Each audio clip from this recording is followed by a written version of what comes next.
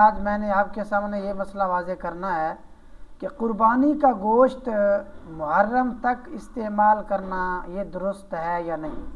اسی طرح قربانی کا گوشت محرم میں ہی استعمال کرنا، ایک شخص کا کہنا تھا کہ مجھے کسی نے کہا ہے کہ محرم کے آنے سے پہلے پہلے قربانی کا گوشت ختم کر دینا چاہیے ورنہ مصیبتیں نازل ہوتی ہیں۔ اسی طرح کسی نے کہا کوئی اور معاملہ بن جاتا ہے۔ تو بہرحال اس کے بارے حقیقت کیا ہے؟ تو کیا محرم کے آنے سے پہلے پہلے قربانی کا گوشت ختم کر دینا ضروری ہے یا نہیں؟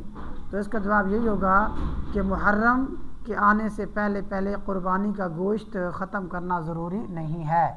محرم کے دنوں میں بھی آپ قربانی کا گوشت استعمال کر سکتے ہیں، بعد میں بھی استعمال کر سکتے ہیں، یعنی جب تک آپ اس کو جو ہے قربانی کے گوشت کو رکھ سکتے ہیں، حفاظت کر سکتے ہیں تو ان کا استعمال کیا جا سکتا ہے۔